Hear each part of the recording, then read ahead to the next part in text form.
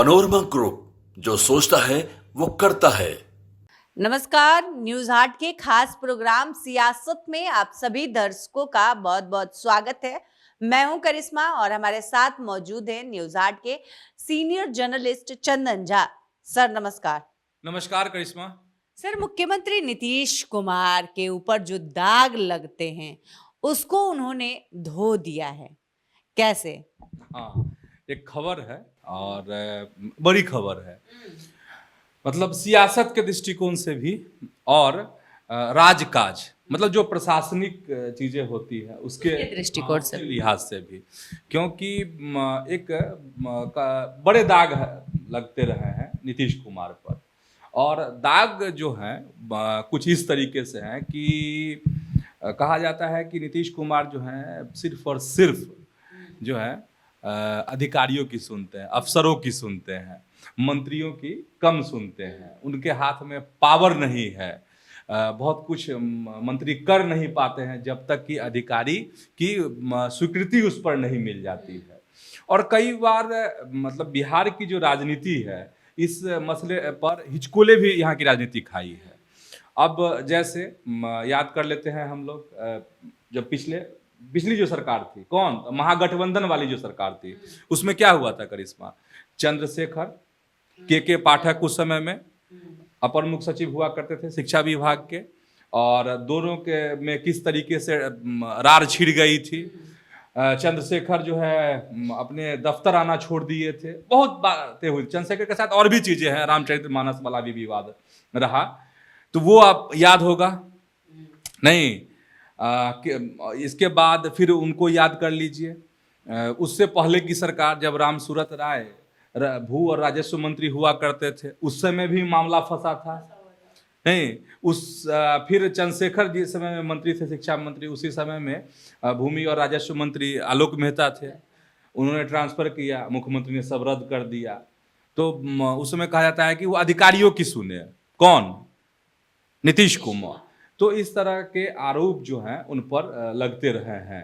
और अभी हाल फिलहाल में एक विवाद हुआ था मदन सहनी जो मंत्री हैं अभी, उनको लेकर के। इस अभी भी और पिछले बार जब मंत्री थे मदन सहनी तब भी, कि अधिकारियों से उनकी नहीं बन रही थी, अधिकारी उन तक जानकारी नहीं पहुंचा रहे थे, सूचना नहीं दे रहे थे, जो विभागीय फाइल का आदान प्रदान होता है वो सब चीज़ें नहीं हो पा रही थी। अभी भी सुर्खियों में खबर आई थी और हम लोग भी इस कार्यक्रम में बताए थे, मदन सहनी का बयान भी उसमें लिए थे। हालांकि उन्होंने कहा था कि नहीं, ऐसा कुछ नहीं है। जो नहीं हुआ था कि पटना में बहुत दिन, 2 महीना से पटना में नहीं है, ये है। तो यही था कि मंत्रियों का कुछ नहीं चल रहा है। लेकिन अब जो निर्णय लिया है नीतीश कुमार ने, उस निर्णय से कहा जा रहा है कि वाकई में जो दाग लगा था वो धुल गया। ये दाग लग रहा था, मैंने दाग यही था कि प्रश्रय देने का, कि अफसरों को वह प्रश्रय देते हैं, आईएएस आईपीएस को तवज्जो देते हैं। क्या किए हैं? जो निर्णय लिए हैं वो बहुत बड़ा निर्णय है। मतलब ये था कि ये जो अधिकारी थे वो फाइल पे ही मामला उलझता था, कि कुछ भी निर्णय लेना हो तो मंत्री को मुंह ताकना पड़ता था, देखना पड़ता था अफसरों के तरफ, कि वो फाइल पे ये करेंगे, अप्रूव करेंगे, तब योजना पास होगी। तो अब ऐसी स्थिति नहीं रहेगी बिहार में। मतलब 15 करोड़ से लेकर और 30 करोड़ रुपए तक की जो योजना होगी, अब जो है मंत्री अब उस पर स्वीकृत कर सकते हैं उस योजना को। तो ये एक बड़ी ताकत और बड़ा अधिकार जो है मंत्रियों को मिला। हाँ, मंत्रियों को मिल गया। अब है 15 करोड़ से लेकर 30 करोड़ के बीच की अगर योजना होगी तो मंत्री जो है उसको स्वीकृत कर सकते हैं। इसके बाद भी जो विभागीय प्रक्रिया बड़ा निर्णय है। हाँ, बड़ा निर्णय हो गया।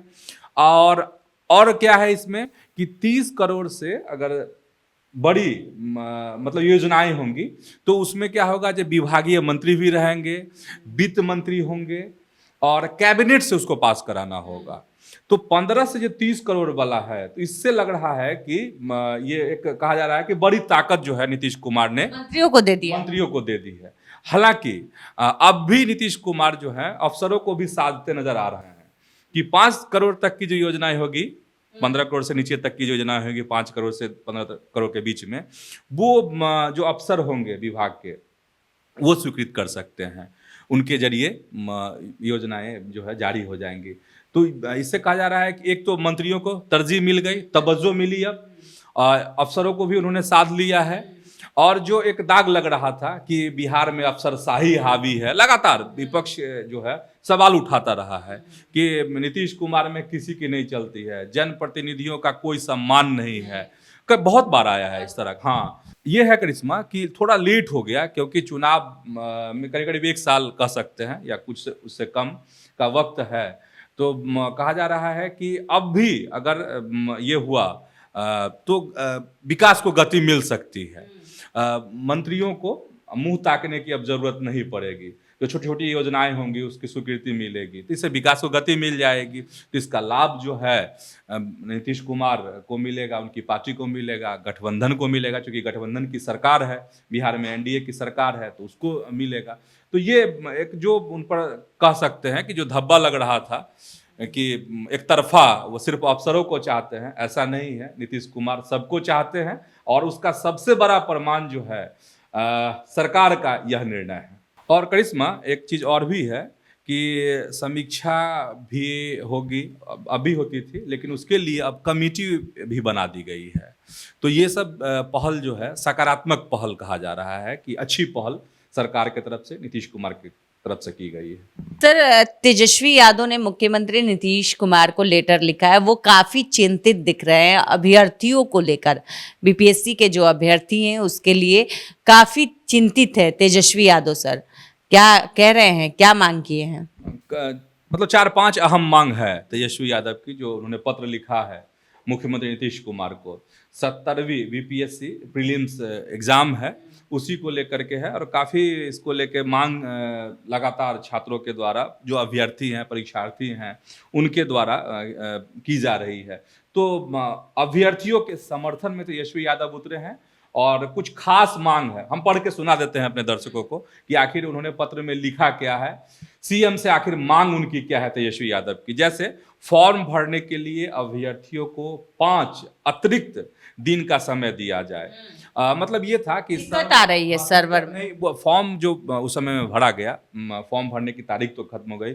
इसमें हुआ क्या था कि चूंकि भीड़ बहुत है, तो सर्वर को लेकर प्रॉब्लम आई थी, दिक्कतें आई थी। तो जो चूक गए, जो फॉर्म नहीं भर पाए, उनके लिए मांग कर रहे हैं तेजस्वी यादव कि उनको 5 दिन अतिरिक्त दिया जाए ताकि वह फॉर्म भर सके। एक हो गया।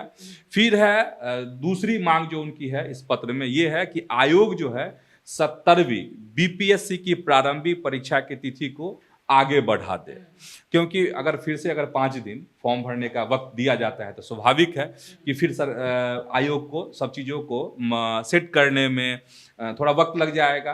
तो उन्हीं सब चीज़ों को देखते हुए कह रहे हैं कि नहीं, थोड़ा सा जो एग्जाम डेट है उसको बढ़ा दिया जाए। ठीक है। और एक है कि नॉर्मलाइजेशन पर अपनी नीति स्पष्ट करे, यह भी मांग की है तेजस्वी यादव ने।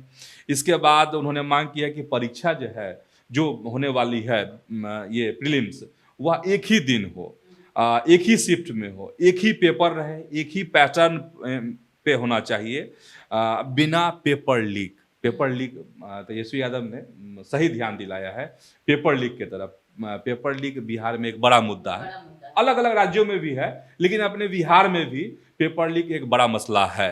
तो उस तरफ भी ध्यान दिला रहे हैं तेजस्वी यादव इस पत्र के माध्यम से। और सबसे ये है, तेजस्वी यादव ने बहुत विनम्र आग्रह किया है सीएम से कि माने गहनतापूर्वक जो है इस पर विचार कीजिए, और परीक्षार्थियों, छात्रों, नौजवानों के हित में जो है सीएम फैसला ले। अब देखते हैं कि सीएम क्या फैसला लेते हैं, क्योंकि परीक्षा की तिथि नज़दीक आ गई है करिश्मा। तो मांग तो अच्छी है, तगड़ी मांग है। अब इसमें से पूरी होनी, मुझे लगता है कि संकट हो सकता है इस सब मांगों पे, क्योंकि 13 दिसंबर को परीक्षा होनी है। अब कुछ बदलाव हो जाए तो बात अलग है, 13 दिसंबर को परीक्षा होनी है, तो ऐसे में अब कैसे ये सब चीज़ें संभव होगी? नहीं, चलिए। 70वीं बीपीएससी प्राथमिक परीक्षा को लेकर के छात्र छात्राएं असमंजस में हैं। बीपीएससी ने अपनी चुप्पी जो है तोड़ी नहीं है कि नॉर्मलाइजेशन को लेकर के उनका क्या स्टैंड है। छात्रों के जीवन के साथ खिलवाड़ हो रहा है। लगातार कोचिंग माफिया जो भी है, उनके कहने अनुसार जो है पैटर्न को बदला गया है। और उन्हीं के कहने के अनुसार अब जो है डीएसपी भी बनेंगे लोग, एसडीएम भी लोग बनेंगे। हम लोग छात्रों की जो मांग है और राष्ट्रीय जनता दल छात्रों के साथ खड़ी है। हम लोग सरकार से अनुरोध करते हैं, मांग करते हैं कि पुराने पैटर्न पे जो है परीक्षा वो होनी चाहिए, निष्पक्ष परीक्षा होनी चाहिए। एक परीक्षा हो, एक शिफ्ट में होनी चाहिए और सामान्य प्रश्न होने चाहिए और एक दिन में ही होना चाहिए और साथ ही साथ कोई पेपर लीक नहीं होना चाहिए। हम छात्रों को कहना चाहेंगे कि राष्ट्रीय जनता दल महागठबंधन आप लोगों के साथ खड़ा है और आपकी लड़ाई में जो सहयोग होगा वो सहयोग देने के लिए हम आप लोगों के साथ खड़े हैं। और सरकार से आग्रह है कि जिस हिसाब से पेपर लीक का मामला आता है, जिस हिसाब से पैटर्न माफियागिरी है, इसको खत्म करना होगा, वरना अंजाम बुरा होगा। सर, तिरहुत स्नातक निर्वाचन क्षेत्र के लिए आज वोटिंग हो रही है, सुबह से मतदान की प्रक्रिया चल रही है। क्या कुछ सर वहां से अपडेट निकल कर सामने आया है, क्या हो रहा है, अभी का अपडेट क्या है? हाँ, करिश्मा, हम लोग जब तक चर्चा कर रहे हैं, इस वीडियो को जो रिकॉर्ड कर रहे हैं, वो 2 बजे तक का आंकड़ा भी है मेरे पास आधिकारिक, वो बता देते हैं 27% वोटिंग हुई है जो एमएलसी उपचुनाव के लिए तिरहुत वाला जो चुनाव हो रहा है उसमें। और जिसमें ये जो क्षेत्र है, जिसमें मुजफ्फरपुर आता है, वैशाली है, सीतामढ़ी है, शिवहर है, यहाँ के 1.5 लाख से ज़्यादा मतदाता, अगर कुल मतदाता की बात करेंगे तो 1,54,828 मतदाता जो है अपने मतदान मतलब कर रहे हैं, हाँ, अपने वोट डाल रहे हैं। और आंकड़ा बता ही दिए, जब अपडेट आंकड़ा आएगा तो हम लोग किसी और कार्यक्रम में बता देंगे कि कुल क्या वोटिंग हुई, कैसे हुई, क्या हुआ, वो बता देंगे। अहम यही है अब तक के अपडेट के अनुसार कि मुकेश रोशन महुआ के विधायक हैं, हाँ, उन्होंने आरोप लगाया है कि धांधली हो रही है, ये हो गया। वैसे मैदान में 18 प्रत्याशी मैदान में हैं, जिसमें 3-4 जो हैं सो ये टक्कर में है, हाँ, टक्कर में है और ये सब मजबूत कैंडिडेट हैं।